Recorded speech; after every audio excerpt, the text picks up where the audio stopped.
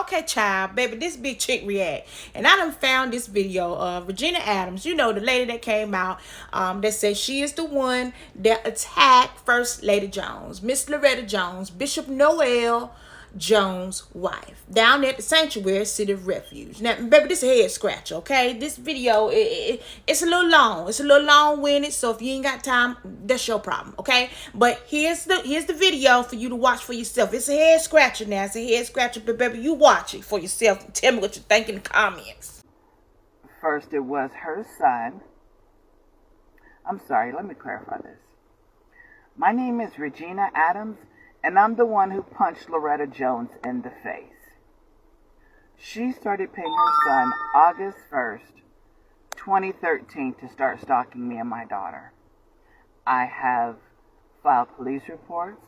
I have emailed the church. And most recently, in the past year, I found out that she was the one that has been orchestrating all the attacks, paying for all the attacks against me and my daughter. She's been online teaching people how to hack my phone, teaching people how to move against me spiritually, paying people to come around me and my daughter to smoke meth, crank, blow meth, blow crank, whatever it is, they're smoking drugs in the air.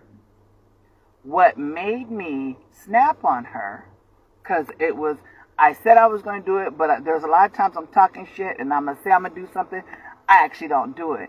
But what made me actually punch her this time was because my daughter and I have an appointment today at 3:30. Because of all the smoke that people have been smoking around us, I'm thankful I learned exercises to clear it out of my lungs, out of my blood, out of my body cavity. My daughter doesn't have doesn't do those exercises. So now we have to go to an OBGYN to check to see if she possibly has cancer in her uterus, because she's had multiple periods in a month, and the first period was 2 weeks, and the second period came 2 weeks after that, and it was for 7 days, excruciating pain. Went to the emergency room, and my daughter is not sexually active.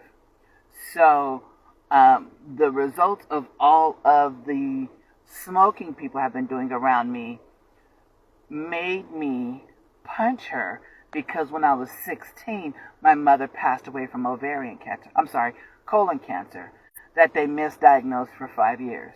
And having to go through this with my daughter today is one of the reasons why I punched her. Now, mind you, I never would have had that idea had she not planted that in my head spiritually last year. Last year when I started going back to the church, and I'm in the middle of my stuff, because, see, a lot of times when people do things to you, other people will vouch for them and say, oh, that's not that kind of person. No, that's not that kind of person to you. If you're not a threat to her in her kingdom and anything she's trying to accomplish, she's not going to do it to you.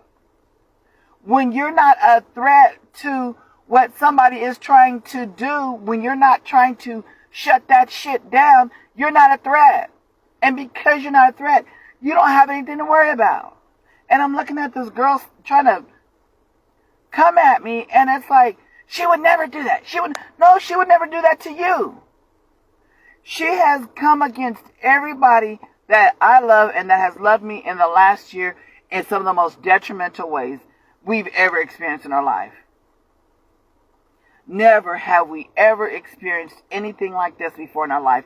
The most heinous, the most evil, the most vicious attacks you could ever think of have happened to the people I love and that love me this past year because of her.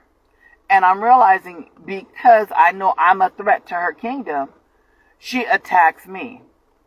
But now it's my daughter that's under attack. But remember last year, when I first started going back to church, she said, are you ready to fight me now? I'm like, oh, I'm not going to fight her. In the spirit. Because see, when you stop eating meat, you can hear what other people are speaking in the spirit. And I had stopped eating meat at that time. So it was around September, October, she first came to me and said, are you ready to fight Loretta? Using somebody else's voice. I'm like, no, I ain't going to fight her. I'm not going to, I'm not doing that. First lady, I'm not doing that. It was the constant harassment in the spirit that she started that nobody wants to talk about. And I know I'm not the only woman that happened to. I know I'm not the only woman that she said that to, because those of us who grew up in the church would know. A real first lady would never say that, because they would know how to whip your ass regardless. You think I'm playing? I'm going to go back to the Woman That Lose Conference, 2001. A lady rushed the stage, and Sarita was the first one up, about to take baby girl out, okay? The security guards got to her before she got to Bishop Jakes. Every first lady that grew up with their husband that is in the big churches now know how to look out for somebody trying to come up on them, because they know what they've been through and they're ready to defend it. They know that. They know that they ain't going to do something to somebody because they understand the presence of who they are is already a threat to the enemy. So they are already expecting an attack to come because they know their presence is an attack to the enemy. Now, how you going to be up at night kidnapping folks as kids, human trafficking them, bringing them back dead, doing all this evil, heinous stuff, and not expect a punch? Especially when you're the first one that brought it to me. That never would have crossed my mind. Punching her would have never crossed my mind had she not put it there. And I am not normally around people this mean, because usually people are mean, but they're not this mean to me, because I don't give them that energy. People like to give back what they get. But in this situation, she has been constantly paying people to come bring me negative energy. She taught them how to hack my phone, taught them how to hack my bank account, taught them how to hack my Grubhub account, and has been teaching them on the internet. And then didn't she, a few months ago, post on the internet that she wanted to fight me after church that I never got? She did that a few months ago. What was it, March, April she did that? I never got the notification because I'd have shown up. But I never got the notification. So for people to think it was a sucker punch, no, it was something she asked for. Something she asked for. Something she bargained for. Because bottom line is, if you know I'm a big girl, why are you as a little person antagonizing or harassing someone that is big? Why are you harassing me when you know I'm bigger than you? I don't make it my mission to go out and harass people. I don't make it my mission to go out and stalk people and smoke around them when I know that person has I don't even smoke.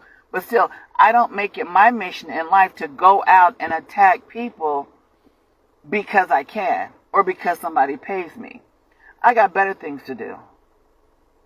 I have better things to do. And so because she has enlisted all these people to spew hate towards me, at some point in time, people get sick of this shit. And they're going to take you up on your request. And that was your request to me, which is the reason why I punched you. Not only that, last year, Bishop told you to poke another bear. Bishop told you that you shouldn't mess with her because she's not the one to be played with. Because she has done it so many years before to other women. Breaking into our cars, cutting up our clothes, stealing our food stamps, messing with our cars, hacking our phones, making sure we can't get jobs. She's done that to so many other women that she has been threatened by because she must not have a good relationship with her mother whenever her mother was alive.